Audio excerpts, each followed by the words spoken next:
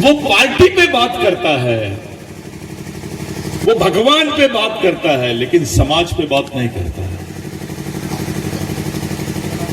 मैं आपसे पूछना चाहता हूं कि आपके जीवन से एक चीज निकाल दीजिए बस, जिसका नाम है समाज। आप बिगड़ समाज के क्या है थोड़ा टटोल लीजिए अपने आप को कि अगर समाज नहीं होता तो आप क्या होते। यहां का बैगा क्या होता, यहां का गोंड क्या होता, यहां का प्रधान क्या होता, यहां का भील क्या होता,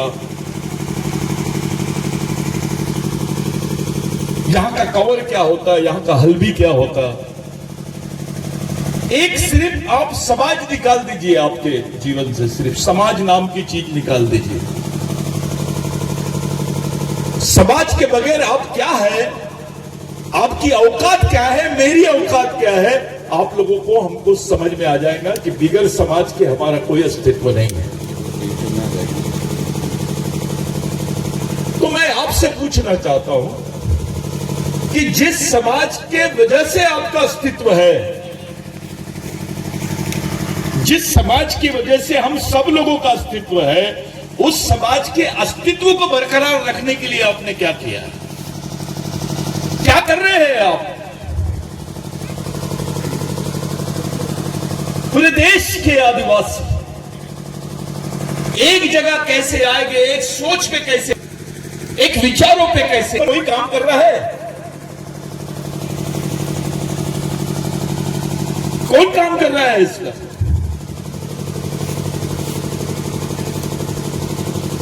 कोई गोंड पर अपनी पूरी एनर्जी वेस्ट कर रहा है, कोई भील पर, कोई मुंडा पर, कोई कहीं पर।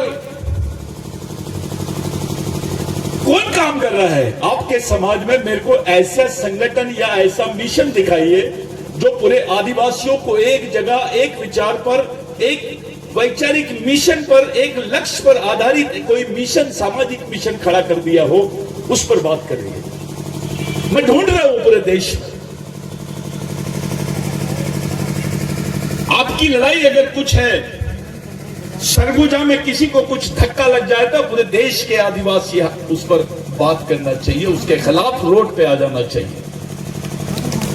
ताली नहीं बजाएंगे।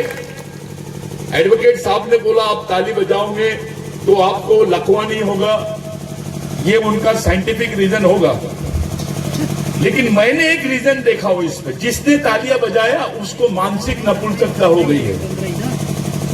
हमसे लोगों ने सिर्फ तालियां बजवाया है। रामदेव बाबा क्या बताएगा आदिवासियों? उसको बोलो 6 फीट का गड्ढा खोद दे, वो रामदेव बाबा नहीं रहेगा, कामदेव बाबा बन जाएगा। एक आदिवासी महिला अपने बच्चे को, 3 महीने के बच्चे को पीठ पर बांधती है और इतने धूप में 6 फीट का गड्ढा खोद देती है। उसका तुलना रामदेव बाबा से हो सकता है क्या? जो आदिवासी आदमी बिगर पसीना बहा एक रोटी को हाथ नहीं लगाता है, जो झूठ नहीं बोलता है, जो स्टेज में केवल मेहनत करने का काम करता है, ऐसे आदमी को आप किसी कुंभ मेले में नहला के कोई शुद्ध कर सकता है क्या? कोई अंतराचार्य, शंकराचार्य शुद्ध कर सकता है आदिवासियों को? जो मेहनत करता है, जो सच बोलता है, जो ईमानदारी से जीता है, जिसके भरोसे इस जमीन पर खाद उगता है, किसानी होती है, लोग खाना खाते हैं, वो आदमी बड़ा है कि वो आदमी बड़ा है जो एक मंत्र बोल के तुम्हारा सामाजिक, मानसिक, शारीरिक और आर्थिक शोषण करता है? किसका सम्मान होना चाहिए? ये महाराज पंडे बाबाओं का सम्मान होना चाहिए, इस देश के मजदूरों का, किसानों का, आदिवासियों का सम्मान होना चाहिए। मजदूर तो किसी भी समाज का हो सकता है, किसी भी धर्म का हो सकता है, लेकिन जो मेहनत करता है उसका शुद्धिकरण करा जा रहा है, और अपने समाज के गांडू नेता कुछ नहीं बोलते हैं। ये वैचारिक गांडूगिरी है, ये वैचारिक नपुंसकता है, ये सामाजिक गद्दारी है, सामाजिक ईमानदारी नहीं है। कोई भी समाज का अस्तित्व तब टिके रहता है जब उस समाज में सामाजिक ईमानदारी होती है। सामाजिक ईमानदारी की यानी मिसाल जो है, एक उदाहरण जो है, वीर नारायण है, गुंडा ध्रुव है, बाबूराव शर्मा के है, टंटा भील है, बिरसा मुंडा है, तिलका मांझी है। यह सामाजिक ईमानदारी और समझदारी पे निर्धारित की जाने वाली पर्सनालिटी है, ऐसी प्रेरणा है इनकी। 25 साल की उम्र में लोगों को मूंछ की कोम नहीं आती, 18 साल की 16 साल की उम्र में, उस उम्र में बिरसा मुंडा ने अपने लिए क्रांति किया है। वो मरा, वो शहीद हुआ केवल गुंडाओं के लिए नहीं, इस देश के आदिवासियों के लिए, इस देश की गरीब जनता के लिए। टंटा भील 27 साल तक के सशस्त्र संघर्ष यानी हथियारबंद संघर्ष इस देश में किया। जब उसके परिवार के लोग आए फांसी के समय, उनको भी नहीं पहचान पाया वो। उस टंटा भील ने बोला कि मेरा भगवान मेरे समाज के लोग हैं, मैं मरते वक्त मेरे समाज के लोगों को देखना चाहता हूं। यह है सामाजिक मिशन। डॉक्टर बाबा साहब अंबेडकर को पता नहीं चलता था कि उनका बच्चा मर गया है।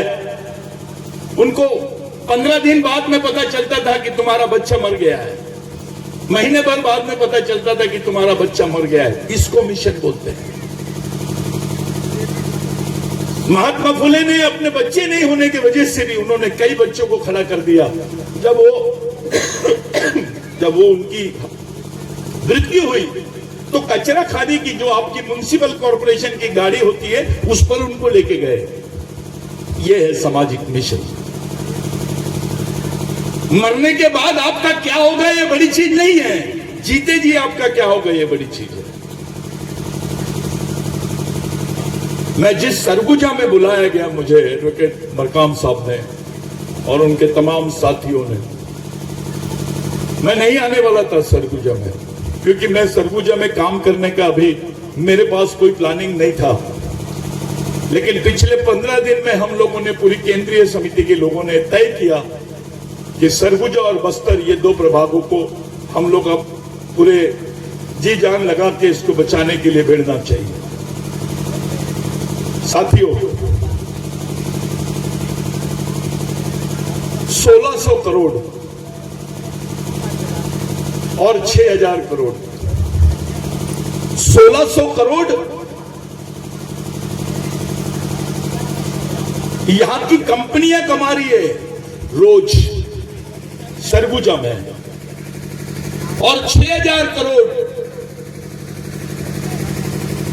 एक महीने में ये कंपनियां डिपॉजिट बना रही है। इनका इंटरनेशनल बैंकिंग, नेशनल बैंकिंग, उसमें पैसा जा रहा है। जो सरगुजा घूमने आए थे वो यहां करोड़पति बन गए।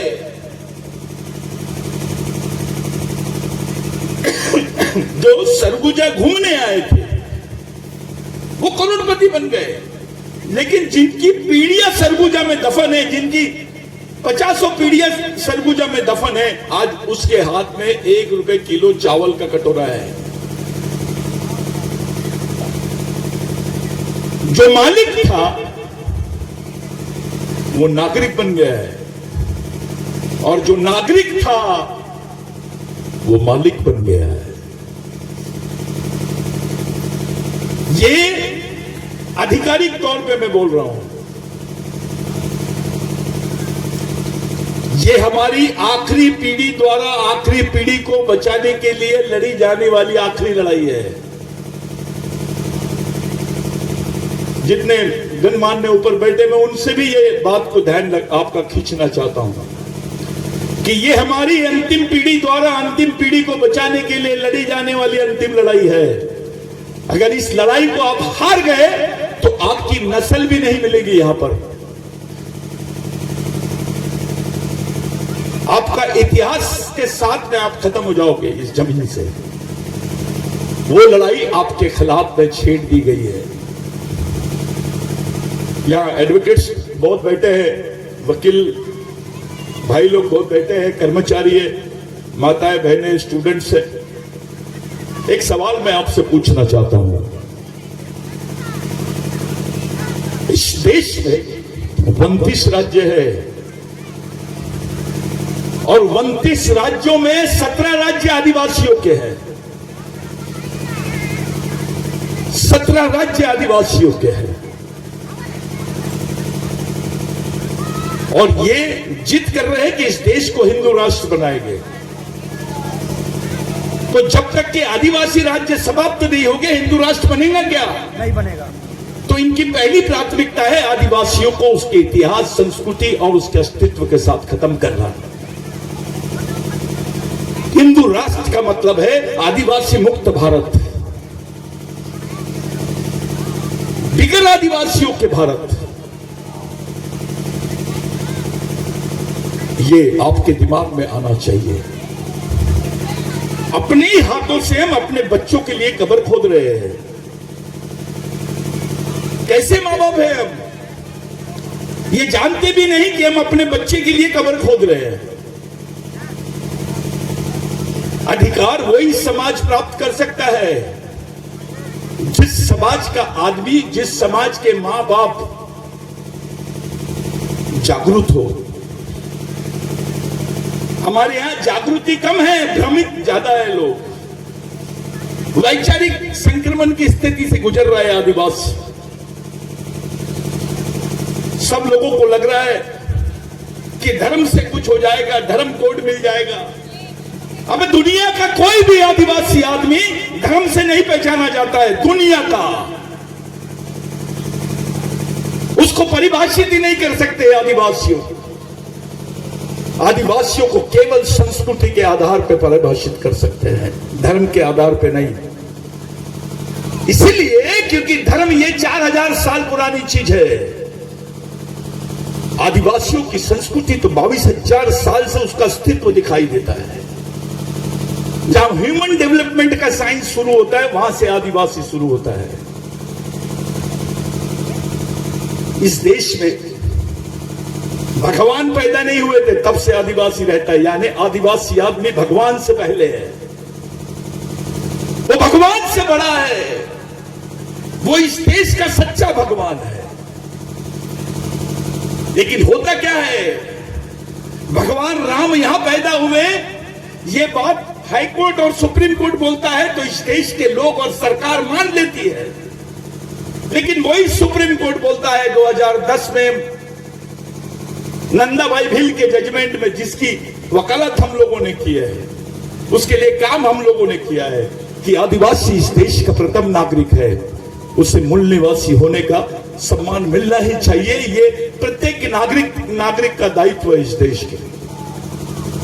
लेकिन इस देश के लोग बोलते नहीं है कि आदिवासी मालिक है, वो इस देश का प्रथम नागरिक है। ये बोल नहीं रहे, ये इंटरनेशनल लेवल पे भी बोल रहे हैं कि भारत में आदिवासी नहीं है, अनुसूचित जनजाति है।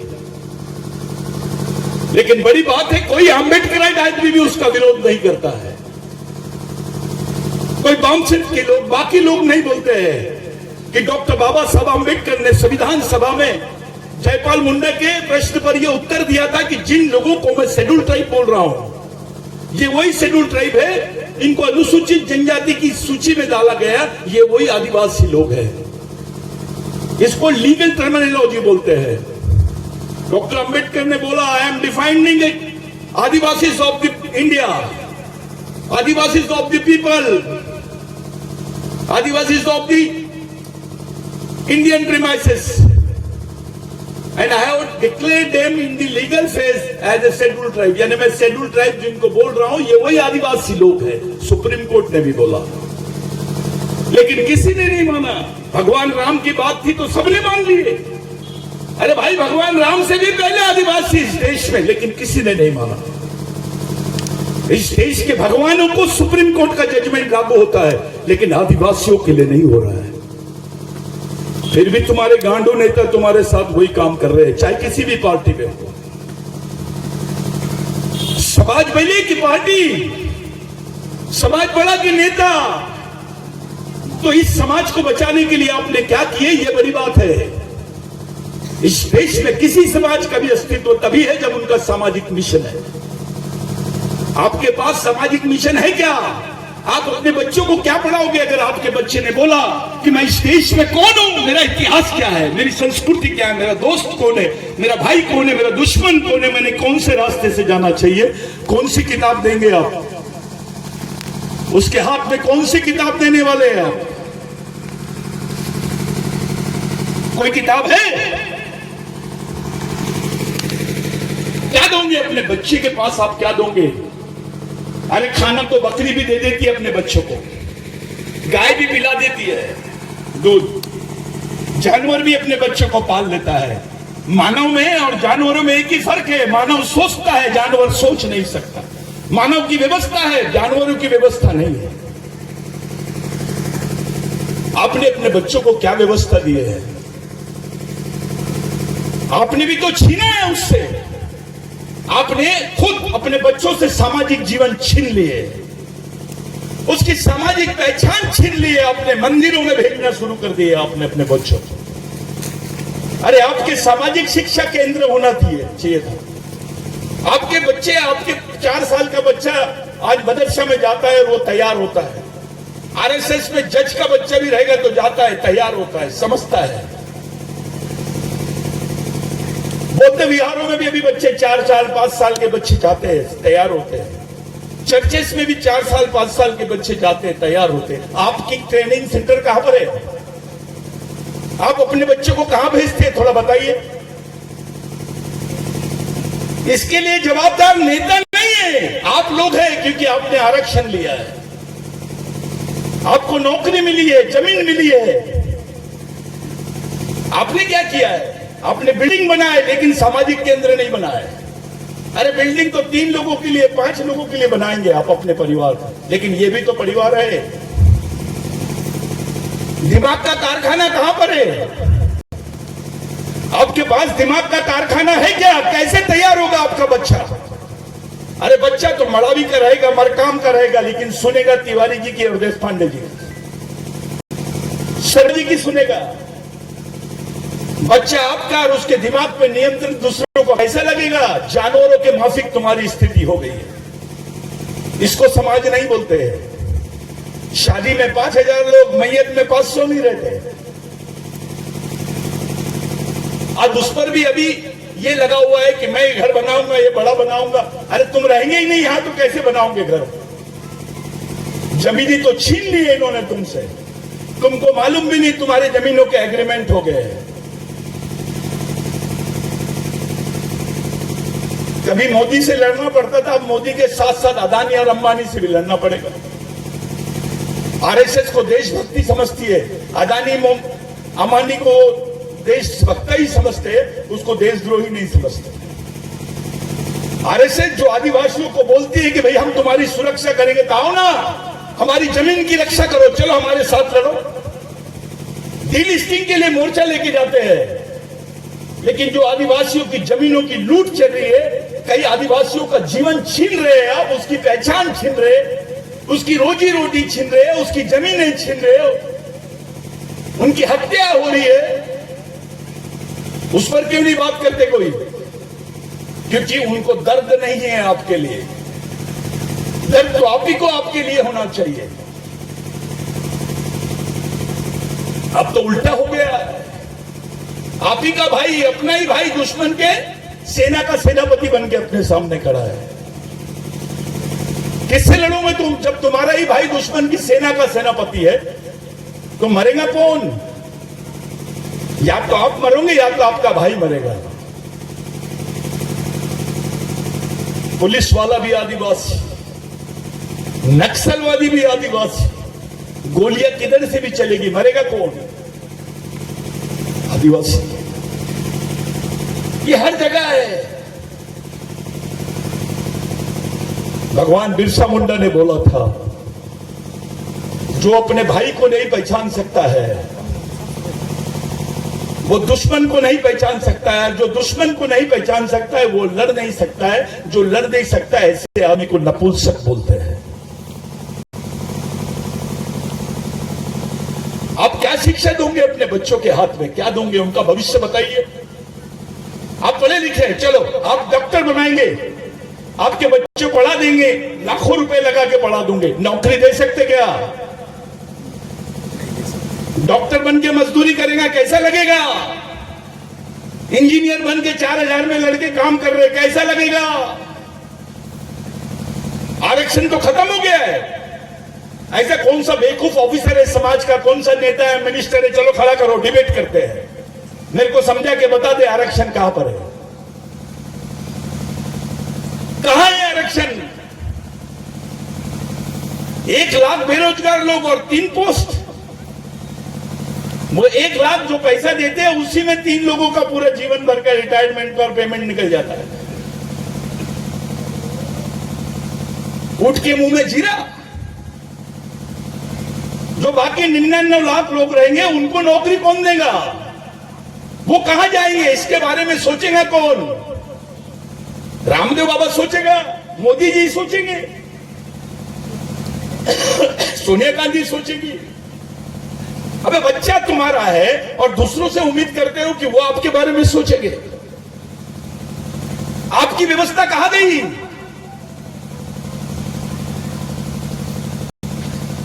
कहां गई आपकी व्यवस्था? मेरे को तो अब आदिवासियों की पार्टी पर भी भरोसा नहीं है, क्योंकि ये भी एक दूसरा रास्ता है दलाली का। किसको किसको गाली देंगे आप एडवोकेट साहब? मैं यहां बैठ रहा हूं, यहां बोल रहा हूं, 5वीं अनुसूची का क्षेत्र है, आप सब पढ़े लिखे लोग हैं, चल बताइए सोशल ट्रेनिंग सेंटर बनाया आपने? आरएसएस का ट्रेनिंग सेंटर है, आपका क्यों नहीं है? ऐसी कल्पना शास्त्र सोच रखते हो कि दुश्मन के कारखाने से बंदूक खरीद कर दुश्मन के खिलाफ लड़ोगे। अबे दुश्मन पागल है क्या? वो तुमको बंदूक देगा, गोली अपने पास रख लेगा। जिस बंदूक में गोली नहीं रहेंगी उसका मतलब क्या है? बंद हवाई जहाज से चालू साइकिल अच्छी रहती है, डंडा अच्छा है। अपनी चीज ढूंढो, अपना अस्तित्व कायम करो, अपनी सोच के साथ जियो, उसको आजादी बोलते हैं। आपकी सामाजिक सोच क्या है? आपकी सामाजिक लड़ाई क्या होनी चाहिए? आपका सामाजिक अस्तित्व कैसा रहेगा, इसके बारे में विचार करना मांगता है। बिगर सामाजिक मिशन के आप जिंदा नहीं रह सकते। कोई अगवान भगवान नहीं कर सकता है, कोई आपको जिंदा नहीं रख सकता है जब तक कि आपका सामाजिक मिशन नहीं रहेगा। और सामाजिक मिशन निर्माण करने की जवाबदारी समाज के मजदूर से लेकर तो समाज के क्लास 1 ऑफिसर मंत्री तक की है। हमने सामाजिक ईमानदारी और समझदारी के बजाय सामाजिक गद्दारी की है। यहां बैठा हुआ हर आदमी गद्दार है। आपका अस्तित्व इसलिए क्योंकि टंटा भिल ने, बिरसा मुंडा ने, तिलका मांझी ये मरते नहीं तो आप रहते नहीं। ये सरगुजा है। आपने क्रिमिनल ट्राइबल बिल पढ़ा होगा वकील साहब, एक बार पढ़ो। इसी सरगुजा में 1740 के बाद अरे कौन राजा था, तब भी आदिवासियों को ब्लाउज पहनने नहीं दिया जाता था। 1820 में आदिवासी महिलाओं को ब्लाउज पहनने पर टैक्स लगता था। 1880 में आदिवासी महिलाओं को बाहर निकलने की इजाजत नहीं थी क्योंकि वो क्रिमिनल ट्राइब थे। यही 5वीं अनुसूची के क्षेत्र में आदिवासियों को क्रिमिनल ट्राइब बोला गया, गुनहगारी जमात। बच्चा पैदा होता था वैसे गुनहगार बन जाता था। ऐसा कानून देश में किसी समाज के साथ में नहीं बना जो तुम्हारे खिलाफ में बना। इस कानून के खिलाफ में लड़ने वाले हमारे जो शहीद है उनको भूल गए हम। अगर आप शहीदों का आंदोलन नहीं समझेंगे तो आप ये समझ नहीं पाएंगे कि आज जो हमारी माँ और बहन और बच्ची घूम रही है वो सच्चाई में और अच्छे से कपड़े कैसे पहन लिए। उसको परमिशन नहीं थी, अनुमति नहीं थी कि वो पूरे कपड़े पहन पाए। कुछ लोग इसको हंसते हैं अपने लोगों को, ये आदिवासियों का कल्चर है। माधुरी दीक्षित ने कमर दिखाई, बाकी हीरोइन पूरा बदन दिखाती है तो इसको सभ्यता बोलते हैं। और आदिवासी की गरीबी की वजह से बदन दिखता है हमारी मां बहनों का, उसको संस्कृति बोलते हैं। और हमारे इस समाज के गद्दार नेता अपने रूम में वो फोटो लगाते हैं। ऐसी समाज, इसको समाज बोलते हैं आप? इसको समाज नहीं बोलते भाई।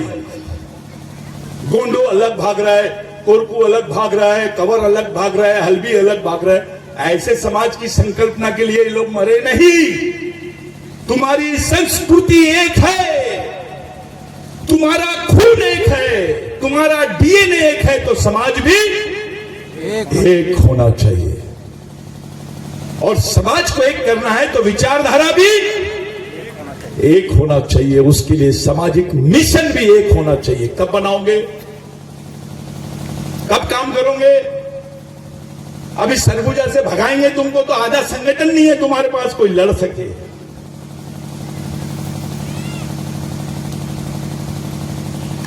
जो हाल बस्तर के हुए उससे ज्यादा बदतर हाल सरगुजा के होने वाले हैं।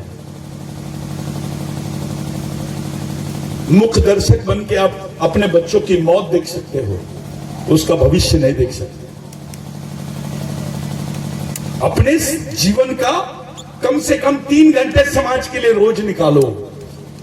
हर गांव गांव में अपने सामाजिक केंद्र स्थापित करो। ऐसी मीटिंगें करने के बजाय अंदरूनी काम करो, उसके ब्रेन को खड़ा करो, विचारों से खड़ा करो। चाहे महिला हो, मजदूर हो, लड़की हो, लड़का हो, कर्मचारी हो, अधिकारी हो, सबका ब्रेन सरीका बनना चाहिए। एक आवाज लग गई तो पूरा सरगुजा एक जगह आ जाना चाहिए। पूरे सरगुजा बेल्ट में 1,27,00,000 आदिवासी है जो मैच्योर्ड है। 1,27,00,000 आदिवासियों में से भी 25 लाख सिर्फ रास्ते पे खड़े हो गए तो इनकी आर्मी कम पड़ जाएंगी। अदानी अंबानी को भागने को जगह नहीं रहेगी। आपको कुछ नहीं करना है, सिर्फ एक जगह खड़े हो जाना है बस। कौन काटता है झाड़?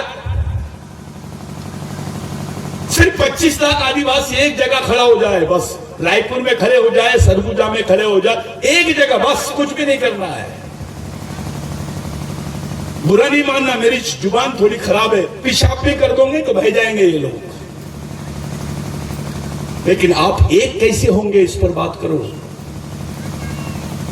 अपने समाज में नेता बहुत ज्यादा मिलते हैं। हर एक घर के बाद में सफेद कपड़े वाला जानवर मिलता है। हर आदमी अपने आप को नेता समझ लेता है। अरे एक नेता बनाओगे तो 5 साल काम लेगा सिर्फ, लेकिन एक सामाजिक कार्यकर्ता बनाओगे तो पूरी जिंदगी भर समाज के लिए काम करेगा होगा।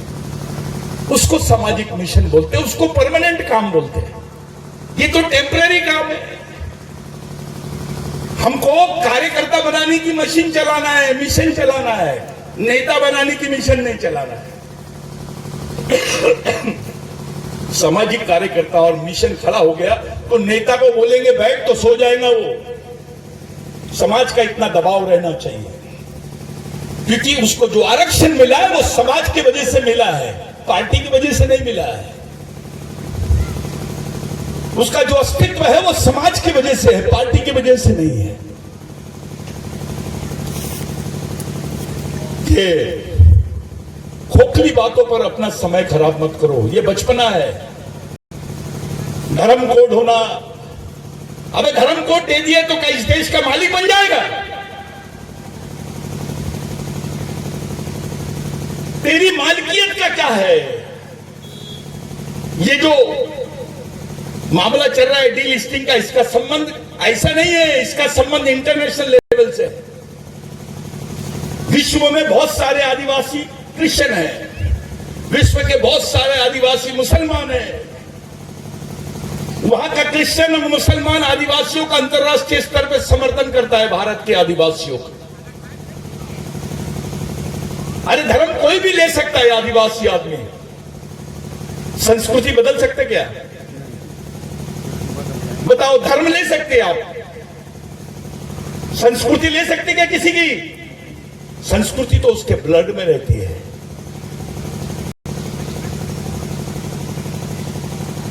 यह है आदिवासियत। आपने अपनी संस्कृति की वजह से तुम्हारे अधिकार है, धर्म की वजह से नहीं है। आरक्षण भी संस्कृति की वजह से है। जिस चीज की वजह से कुछ नहीं है उसकी तलाश कर रहे हैं। नकली बंदूक को ढूंढने के लिए पूरी जिंदगी गुजार दे रहे हैं। अबे असली पे आना। वो नकली बंदूक के बजाय एक डंडा भी अपना पकड़ लेता तू तो बच जाता था। दूसरों पे निर्भर होने वाली बात नहीं होना। यही गलती दलितों ने की है, यही गलती ओबीसी ने कर दिया, यही आदिवासियों ने किए, भटकों ने किए, यही गलती इस देश के गरीब उच्च वर्णियों ने भी किए, चाहे ब्राह्मण क्यों नहीं होता है। राम नाम की बात कर रहे हैं, हिंदू राष्ट्र की बात कर रहे हैं। एक गरीब ब्राह्मण को नौकरी दी है क्या इन्होंने? उसको नहीं दे सके, तुमको क्या देंगे यार? नागपुर में जाओ, देखो बियर बार के बाहर में पूरे ब्राह्मण बच्चे, युवा लड़के वो चौकीदारी का काम कर रहे हैं। टीप लेते बेचारे, उस पर भरोसा कर रहे हैं। टीप यानी क्या होती है? जब तक कि वो अपनी मर्जी से देगा नहीं तब तक के कुछ नहीं होगा उसको। तो जिस हिंदुत्व की कल्पना से वो उनको नहीं बचा सके, आप सब लोगों को कैसे बचा पाओगे?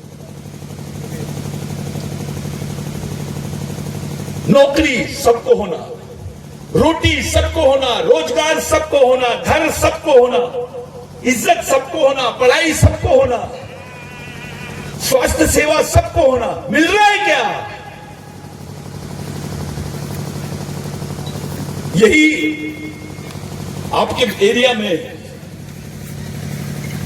आप लोग जिस सरगुजा की बात कर रहे हैं, इस सरगुजा में पिछले 12 साल में कम से कम 27,000 लोग इसलिए मरे क्योंकि उनको खाना नहीं मिला। कुत्ता भूख से नहीं मरता है, लेकिन आदिवासी भूख से मर रहा है। आप तो राजा थे ना यहां के, राजाओं ने भी गद्दारी की है समाज के साथ में। मैं उस आदमी को मानता हूं जो समाज के लिए कुर्बान हुआ, वही राजा। जिन लोगों ने अपना जीवन दिया वो राजा। ऐसे भी राजा थे कि राजा आदिवासियों का, लेकिन नियंत्रण पूरा ब्राह्मण भाइयों का। उनको जमीनें दिए मठ बनाने के लिए, लेकिन आदिवासियों को जमीनें नहीं दी गई। एक केंद्र बनाए बड़ा देव का। अब बड़ा देव पे बोलता हूं मैं तुमसे, कितने लोगों को गोंडी भाषा आती है? यहां थोड़ा हाथ उठाओ।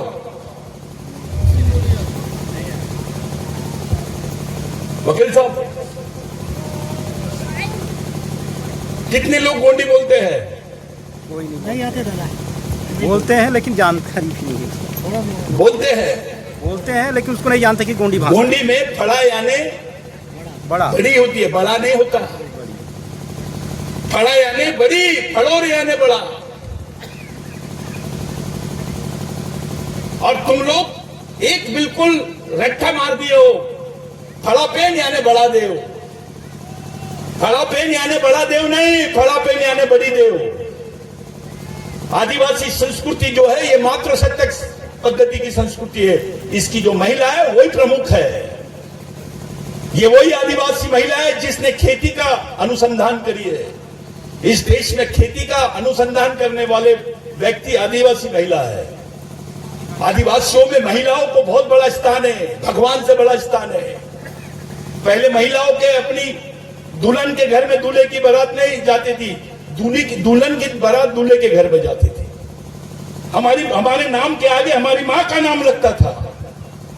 वो आदिवासी संस्कृति है। फड़ा पेन यानी हमारी बड़ी देव। आप लोग शंकर भोले की बात कर रहे थे, उसकी मां का नाम क्या है?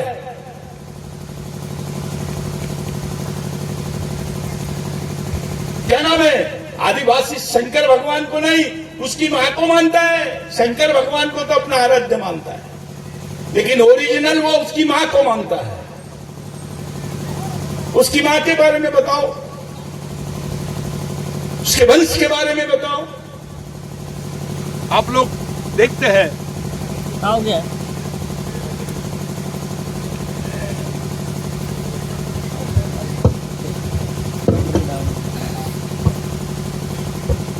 उसके वंश के बारे में बताओ।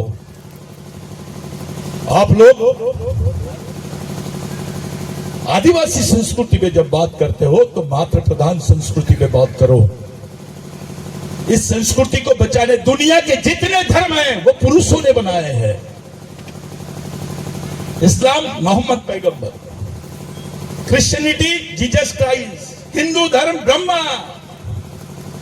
बौद्ध धर्म गौतम बुद्ध, सिख धर्म गुरु नानक। ये जितने धर्म है ये पुरुषों ने बनाए, लेकिन संस्कृति की निर्माता कौन है? महिला है। इसलिए आदिवासी संस्कृति की जो निर्माता है वो महिला है। कुत्ते के बाप